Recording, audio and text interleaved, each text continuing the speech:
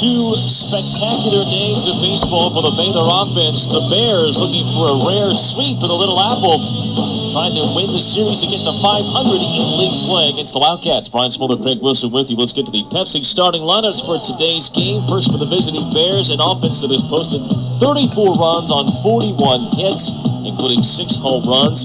They are unchanged in the lineup outside of the number 9 spot, where Levi Gilcrease, after 2 pinch hit appearances, gets the start today. Defensively for K-State, the outfield, Watts moves to left field today from third base as Brennan is on the mound. Barfield back in right. Jordan Maxson, the freshman catcher, gets the start today behind the plate. And Will Brennan is on the mound. He now, what seems like, ace of the staff for the Wildcats. Suddenly forced into action because of injuries and ineffectiveness. Brennan, two-way player, star outfielder for the Wildcats, third in the league in hitting. You see what he's done on the mound here as of late. Outstanding performance against West Virginia in Morgantown last week, and he opens up the game with ball 1 to Nick Lofton to start the contest. There's Steve Rodriguez, the head coach of the Baylor Bears. What a turnaround he has given this program in his third year, and now a team that may have some postseason aspirations on their minds. Entering play today with an RPI of 42, 25 wins on the season. You figure 5 or so more wins, and they could be maybe on the top of the NCAA tournament bubble. Ground ball, hot shot to short. Cam Thompson's first opportunity. And he'll take care of Lofton, who's been a hard out for the game's opening out. Let's take a look at the Kansas Lottery keys to victory. Craig Wilson, what do you have for these two teams here today? Well, if you're Baylor, you're going to want to get out early. They got K-State on the ropes right now with all the momentum, so something early could put K-State in a bind. Doing that, good start from Tyler Thomas. If he's able to throw the ball well today, it's going to be real tough for the Cats to get a win. On the K-State side, they need to figure out a way to get some momentum. They have to increase their intensity somehow to be able to get this win, and they have to slow down the Baylor offense. If Will can come out and throw a few shutout innings, may give the Cats a good chance. Already a good start after getting a couple of groundouts against an offense that has been absolutely on fire.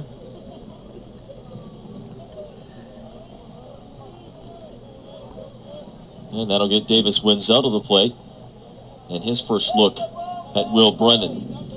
Brennan, last week against West Virginia, went 5 innings, allowed just 1 run on 6 hits. Guy that throws 88 to 91 with a fastball from the left side, has a nasty slurve that he can speed up or slow down. A little tighter spin for the slider, or a slow bending curve to the backside of that slurve. And he's right in the zone for strike 2. Josh Shepis, our home plate umpire today, longtime veteran of the Big 12. He's calling the balls and strikes. We hope accurately.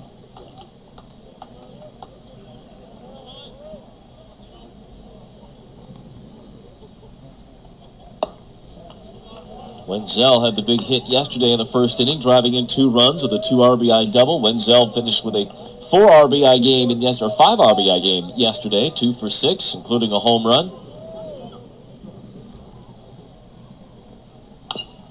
He gets the taste of the slurve and fouls it away. Well, that's one thing Will's going to really need to do today is try to get this Baylor offense off balance somehow. You know, the speeding up the slider, throwing it a little slower. That's going to get these guys out front and potentially hit a ground ball.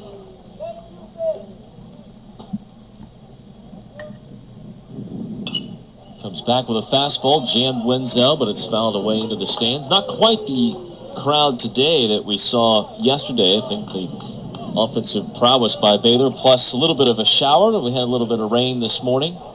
It scared away some of the folks, but still a good crowd on hand, especially down the left field line on the berm where it's Bark at the Park Day, so a lot of dogs in attendance.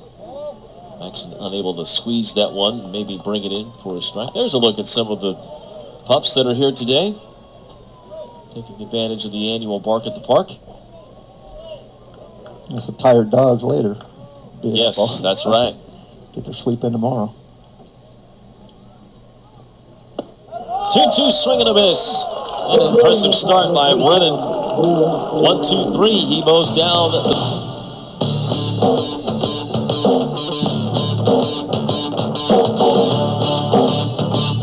Pickup. Sun starting to pink through this Sunday afternoon getaway day inside Manhattan. Baylor looking for the series sweep. Pepsi starting lineup for Brad Hill and the Wildcats today as they go to the plate for the first time. Will Brennan, who's on the mound, will lead things off. A left-hand heavy lineup for K-State at the top of the order. That continues again today, even against a left-handed pitcher. Barfield in right in the rotation. No Hans Harker today for K-State. As for the defense of Baylor, we mentioned this at the outset. A little bit of a different look. Downey goes from right field to left. Gilcrease in center field, so Herring goes from center to right. The infield remains the same with Langoliers, a good defensive catcher behind the plate. And on the mound is a freshman left-hander in Tyler Thomas, a native of Keller, Texas. There are his numbers on the season. The walks have been the biggest issue. All the talent in the world, but 30 walks in 34 innings with 30 strikeouts. It's been a little all or nothing as far as command. Opponents only hit 196 against him, so if he's in the zone, he can be effective. 6'1", again, 170 pounds. So he'll be on the mound to start here for the Bears, and they expect him to go at least 3 innings, and then they may go to their vaunted bullpen behind him. They're not looking for him to go deep into the game. A lot of times when you have those type of numbers, they call it effectively wild. They're hard guys to hit because you don't really know where the pitch is going to go, and he walks a lot of guys, but yet he's got good enough stuff to where he can get guys out too. Well, let's see what he does with Will Brennan, Big 12's number 3 hitter. And the first pitch is away for ball 1. So not only is Brennan now starring on the mound, he has maintained his lofty batting average, sitting near the top of the Big 12 Conference. 360 heading into play today. Fastball here for a strike to make it 1-1. Brennan is 1 for 7, though, in the series. Hitless yesterday to end an 8-game hitting streak, but did get on base with a walk.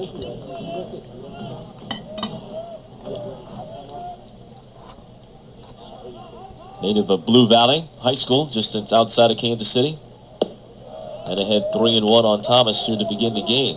So it looks like K-State will try and employ, as they should with those numbers, a patient approach today against Thomas.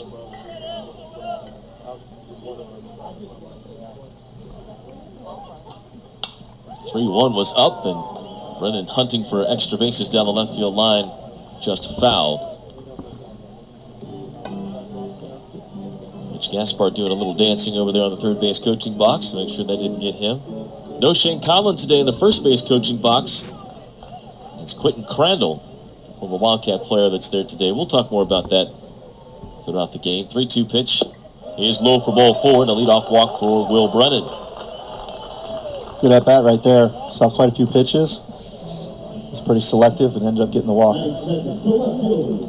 So immediately, Thomas will have to go to the stretch and deal with a base-stealing threat in Brennan, who is among the Big 12 leaders with his 17 stolen bases.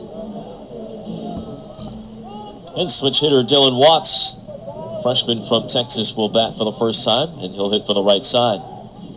Good shot there as Brennan draws the throw. Soft toss from Thomas. Thomas is not allowed a stolen base this season. 0 for 4 are runners against Thomas, and then you add in Langoliers, who's thrown out 12 of the 23 runners against him. It's a pretty tough combination to try and steal against, and K-State does not have a stolen base in this series. Well, usually in these scenarios with the left-hander on the mound, you'll see a lot more hit and runs. You'll see some weirder things, maybe a bunt and run of some sort, but his focus right here should be hitting it between first and second baseman. We're talking about Watts. Talking about Watts, yes. Yep. Tries to go up the middle. Chopper, good field by Bissonette, but he can't make the throw. And sliding safely to second is Brennan. Tough play right there. Looked like he got his body kind of in the way a little bit, which allowed that throw to go up. Take a look at it here.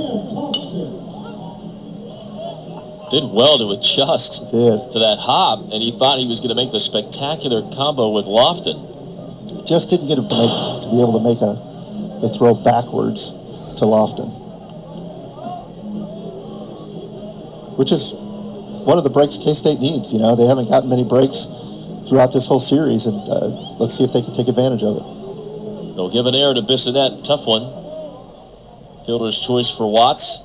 2 on, nobody out for Thompson, and Baylor, smelling a bunt, has pulled the corners in tight. Thompson does not square and takes a fastball low.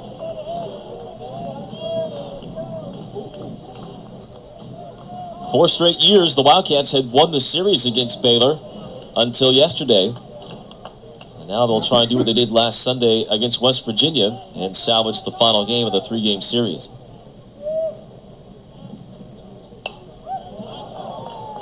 Fouled away by Cam, 1-1, so not bunting there, taking a big cut.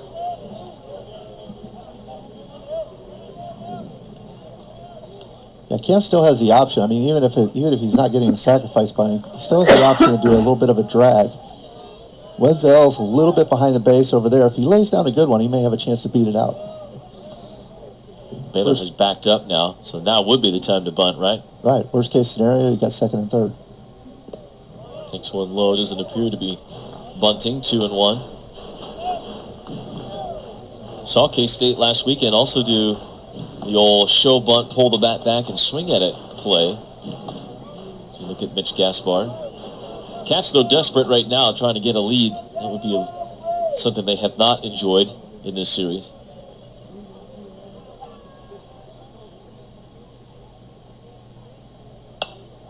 One was up and fouled away. 2-2 to the former Houston two-way player of the year, Cam Thompson. With as much as Cam likes to go the other way, Lofton's holding Brennan pretty close at second base, so might be able to shoot one through that 5-6 hole.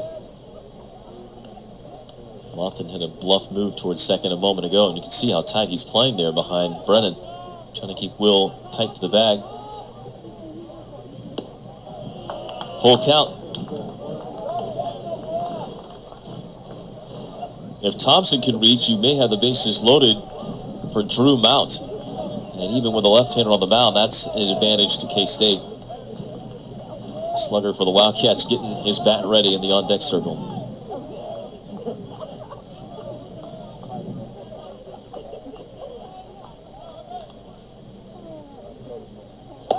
Ball four. A pair of walks and a costly error, and suddenly the bases are loaded for K-State here in the first. Another good at-bat. Saw quite a few pitches, which is great. Ended up getting the walk. K-State, this is exactly what K-State needs, is they had to figure out a way to get some momentum. It's a big at-bat right here for Drew, but if they could figure out a way just to get that lead and slow Baylor down a little bit, they'll be in good shape. Strauss, pitching coach for Baylor, out to have a visit with Thomas to try and settle him down. Well, the wind today is blowing in from the right corner across the field to the left corner. It's a wind out of the southeast that has gusts up to 30 miles an hour. So as a left-handed batter trying to pull the ball down the right field line, you won't get as much help as you would have, say, on Friday when the wind was blowing out to right field. Today, it's the other way, out towards the left field corner, especially as a left-handed batter. If you could slice it the other way, up at the left center field, you'll get a lot of help from that crosswind. Well, especially facing a left-hander, too. I mean, from a left-handed hitter, your focus should really be from center field to left field today. Get that ball up in the wind and let it carry into the gap. Langoliers shows the outside corner and comes high and in, and a strike called on Mount. So Thomas missed his location, but got a strike. Well, Drew's got to find a pitch up in the zone. He wants to keep the ball off the ground, so he's got to look for a pitch up in the zone that he can drive in the outfield. Worst case scenario, it's a sacrifice fly. Breaking ball, chopped right side and foul. Looked like he tried to slow down his swing halfway through it. Mount is 2 for 7 with a double in the series. But at 3-11 in Big 12 play, he's K-State's leading hitter in conference action. First year in Big 12 play, likely headed towards all conference honors.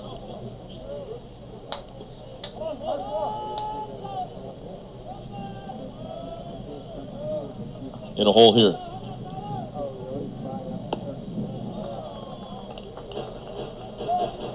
See Thomas with the fastball trying to keep it away from the inside part of the plate for Mount.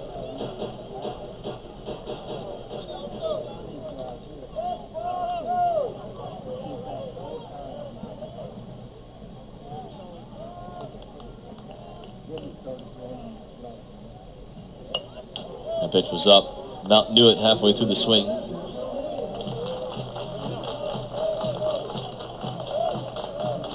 Mount, with a football background, has self-admittedly been guilty of trying to do too much at times. Sometimes trying to feel the pressure of being that guy for K-State, the big hitter, driving a bunch of runs.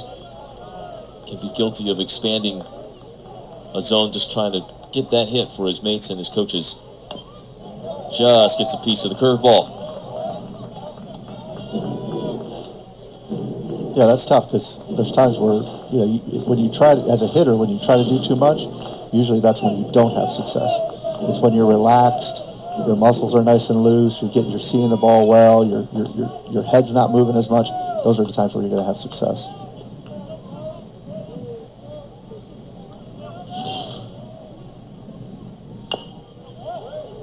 Fouled away again. Staying alive here with 2 strikes, although it doesn't look like he's getting a great read on any pitches. He doesn't. At this moment, he's looking for a mistake right now. He's battling as much as he can, and once he gets that mistake, that's the one he needs to hit.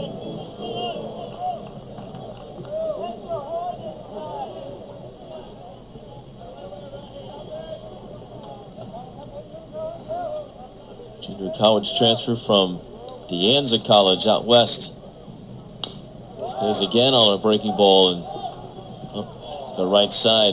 Yeah, Quentin Crandall in his first chance as the first base coach to field a ball. Not quite Shane Conlon smooth. Tough play. Right on the bottom.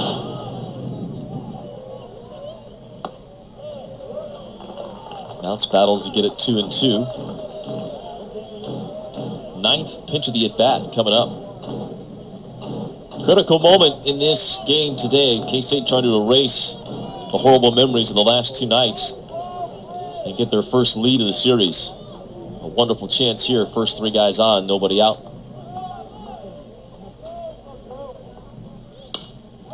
2-2 lifted down the left field line. The wind will push it towards the corner, and on a dive, Downey not able to come up with it. And the wind likely helped keep that out of the reach of the outfielder. Well, you can kind of tell how much the wind is actually pushing it, because that ball was not hit very well, and it carried pretty good down there. So right idea, if you could get it a little bit more in fair ground, a little bit more oomph behind it, you could ride one and wrap it right around the foul pole. He's definitely got the power to do it. Certainly does.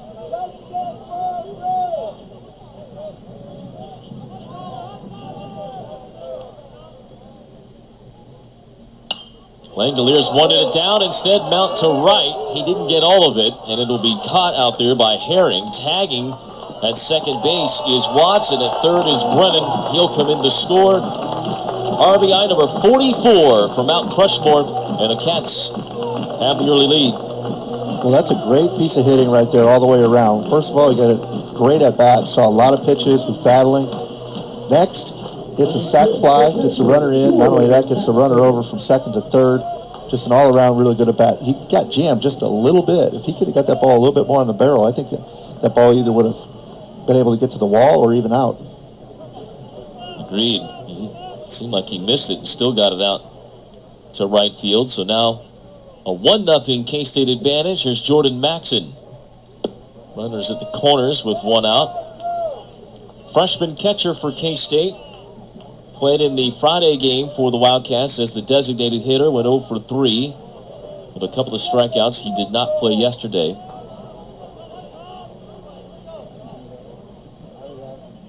Had a banner day playing catcher his last time behind the plate last Sunday against West Virginia. He went and had a 4-hit contest, went 4 for 5 in that game against the Mountaineers last weekend in the Sunday affair, including a double, hit to all fields, and drove in 3, and also threw out 2 runners behind the plate. I mean, it was as great of a day as he's had probably all season, certainly in Big 12 play. He definitely needs one of those days again right here. This is a critical at-bat. He needs to get this runner in from third base. Hader checked on Thompson at first. Maxson could be a double play candidate, so K-State may put Thompson in motion, trying to avoid that. Fastball up. Maxson ahead, though, 2-0. While Maxon is in there as a right-handed bat against the left-handed pitcher, Thomas, Maxon has hit 100 points better against right-handed pitching than left-handed pitching. He has struggled against lefties this year.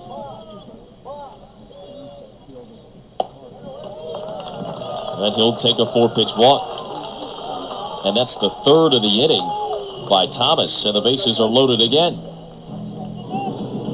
And Baylor will send some bodies down to the bullpen. They have the Big 12's best pitching staff, and by far and away the Big 12's best pitching bullpen. A bullpen with a combined ERA of 2.96. We saw that yesterday. 4 innings of pen relief by the Bears in yesterday's game. They allowed 2 hits and struck out 7 in 4 innings. They have plenty of guys down there ready to go. Trent McMaster will step to the plate and take strike 1. This is similar to the situation that Drew Mount had. Bases loaded, 1 out. Idea is to get the ball in the air, get it to the outfield, try to hit a gap. And McMaster, a guy that likes to go the other gap, the left center field gap, quite a bit. And the ball skips in away from Langoliers, but nobody can advance. Watts wise to stay at the bag, as the ball did not get far enough away. Langoliers did a good job of getting to his feet real quick and retrieving that ball.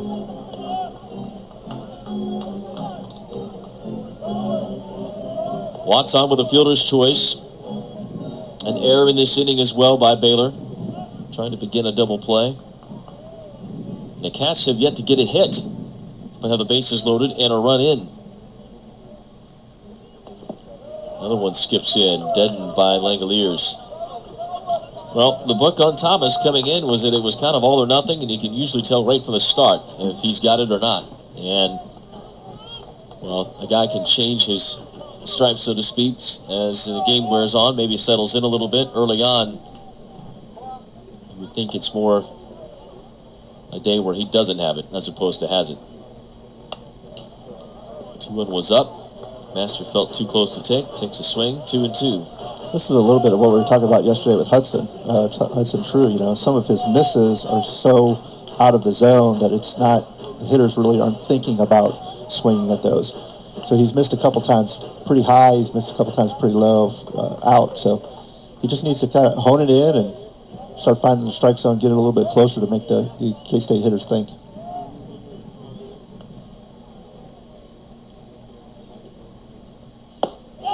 Blows the fastball past McMaster, and that's out number 2. He found a little something there. That ball had a little bit of the ones that he threw.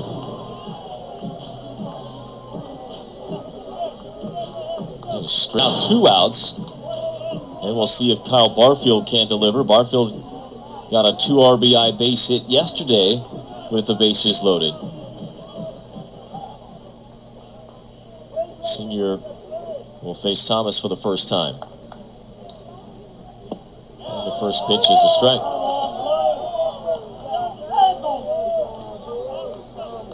Barfield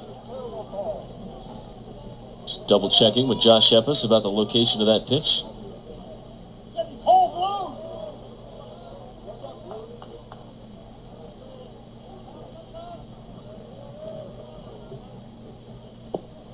A little bit farther down. Kyle Barfield is 2 for 7. Again with those 2 RBIs yesterday. 2 for 7 in the series. He has hit in 5 straight. And his average now at 273 and 306 in Big 12 play.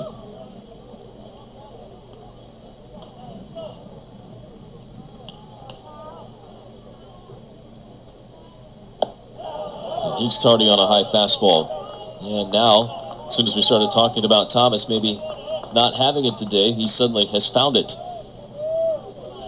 And is a strike away from getting out of a bases loaded, nobody out jam with only 1 run across.